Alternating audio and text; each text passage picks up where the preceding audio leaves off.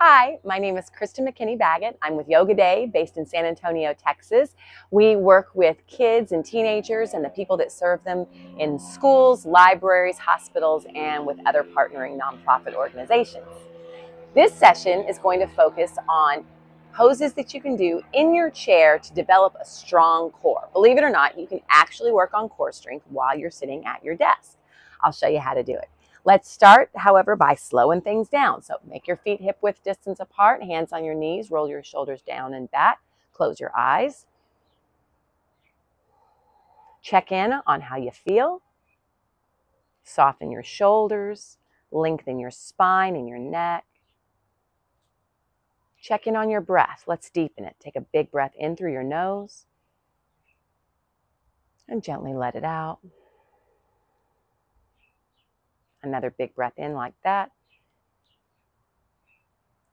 and let it out.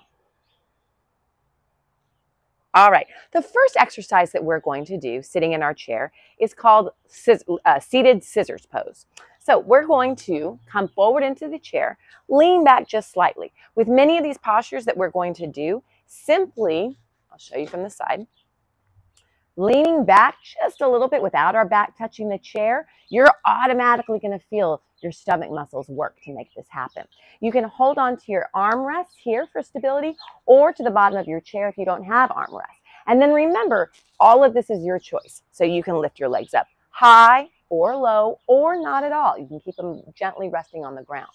Lean your upper back slightly. I'm going to hold on to my armrest and we're just going to scissor our legs back and forth and back and forth. This is working on your inner thighs, your lower belly, and your hip flexors. And we'll go 5, 4, 3, 2, 1. And relax. That's a lot of work happening in just a short amount of time sitting in your chair. So that's a seated scissors pose. The next one that we're going to do is called a goddess squat. And normally we do it standing, but you can also do it in your chair. So you're going to open your legs out wide, toes out, tracking with your knees, tracking with your toes. Bring your hands back behind you with your elbows out wide. Stretch up nice and tall. Take a big breath in. Exhale, try to crunch that elbow to your knee as much as you can. Inhale back to center. Exhale, other side. Look up toward the ceiling as you do this. Inhale, stretch up. Exhale, crunch. Inhale, stretch up. Exhale, crunch. Inhale, lengthen. Exhale, crunch. Inhale, stretch. Exhale, crunch. So you feel that through the side body, your obliques. And it's nice because as you're going to one side, you're compressing one side and stretching the other. So that's a really great exercise to do. That's a goddess squat with a side body crunch. The next exercise is actually called eagle pose. We did this in another video working on the neck and the shoulders and the upper back, but we're going to bring the lower body into it as well. So bring your arms out, bring your right arm under your left arm, crossing at the elbows, and make your eagle beak. Thumbs toward your face, baby fingers toward the mirror. Remember, your second option is always grabbing the shoulders if you need to. Now we're going to get the lower body involved.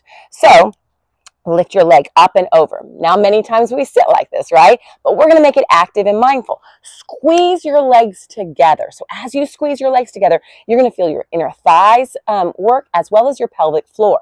Now we work in the crunches. Take a big breath, look up toward the ceiling.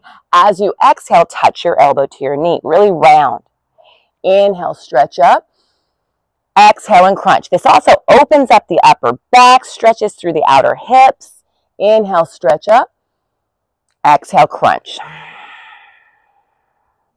And release, flap your wings. It's a great exercise to do. It does a lot of work for your body. Now we're going to switch sides. So switch legs, switch arms. Squeeze your legs together. Make it as active as possible. Inhale, look up. Exhale, crunch. Inhale, lengthen up. Exhale, crunch. Inhale, stretch up. Exhale and crunch. And release, flap your wings. Arms down by your side, let your legs go. Finally, we're going to do a seated boat pose. As with all yoga postures, there's levels that you can choose where you're going to go. So you can choose step by step where you stop in boat pose. I'm going to turn to the side so you can see it.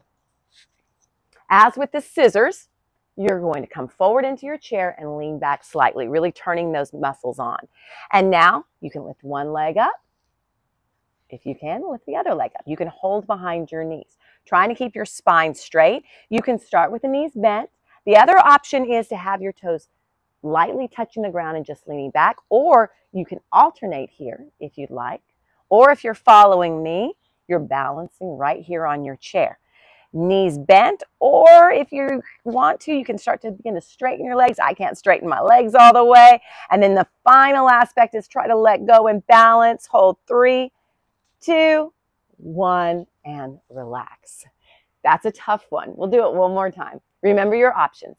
Simply leaning back, tapping, or following me. First, holding onto the knees, pull the lower belly in as much as you can, sit up tall, and then hold 3, 2, 1, and relax. So, a lot of good stuff you can do to strengthen your belly, your abdominal wall, your obliques, as well as your hip flexors. We're going to finish it off with a final breathing. It's called Kapalbhati breathing. It's a detoxifying breath, but it actually also works on the strength of your abdominal wall. It helps, especially if you've never done this before, to put your hand on your belly just for a little bit of awareness. What we're going to do is we're going to take a deep breath in, and then we're going to blow the air out, and at the same time, pulling the belly in. So it's a big bellows breath. Our belly is going to be moving back and forth, and it's going to make an audible sound. It's going to look like this.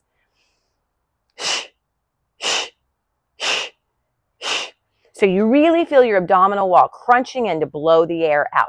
It actually is a breathing exercise that gives you energy as well. One of the things that we like to teach in yoga is that breathing, moving your body and breathing can change how you feel. You can use these breathing exercises and postures in order to give you energy or to calm you down. So this one definitely gives you energy. So one hand or both hands on your belly, sit up nice and tall, take a big breath in, and exhale.